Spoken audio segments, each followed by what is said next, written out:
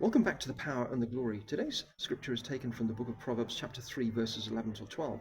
Before I go any further, please like, share and subscribe. It does make a huge difference to the Google algorithm, and thank you to my existing subscribers for your ongoing support.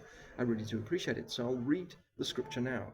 My son, do not despise the Lord's discipline and do not resent his rebuke, because the Lord disciplines those he loves, as a father the son he delights in. So this passage of scripture emphasizes that God's discipline and correction are the way of showing his love, and it's not about punishment. The Proverbs were written by King Solomon, and this is him actually advising his son that he should accept the wise counsel of God rather than rejecting it. So the verse is about God correcting his followers to improve their lives and outcomes by showing discipline when he believed it to be necessary. So let's look at the scripture in more detail. My son, do not despise the Lord's discipline. So this part of the passage warns against reacting with disgust, weariness, or even rebellion to God's discipline. And do not resent his rebuke. So Solomon's son here is told not to resent God's correction when it comes to improve him, to perfect him indeed.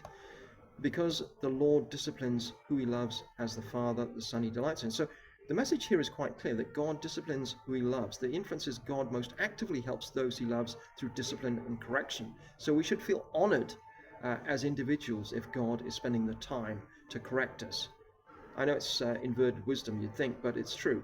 So going forward, we should see God's intervention as an act of love and kindness to us, not negative criticism. And we should see the critiques received as a father guiding a son to improve his behavior. He just wants the best for us.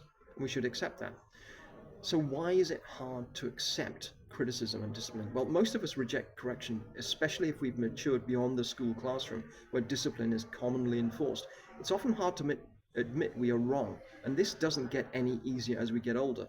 What we need to do is to apply humility. The key point is that in all areas of guidance and discipline and morality, we need God to be fully involved. Now, if we're mature and set in our ways, we've probably become self-sufficient, and as such, we don't want to involve God in areas of daily discipline. We believe we have all the answers ourselves. But the Bible quite clearly shows through this verse that we should fully involve God in all aspects of our lives, and especially in areas of moral guidance. Why? Because our feelings and our impulses and heart can't be trusted. We need wise counsel and divine discernment. We rebel against God's discipline primarily because of pride and misunderstanding of God's character, which can stem from a false belief that God is preventing our happiness or that his rules are arbitrary. Other reasons include selfishness, impatience, a desire for immediate gratification over long-term benefits, and seeking the approval of other people. So let's listen to God's discipline, let's appreciate God's discipline, and welcome it when it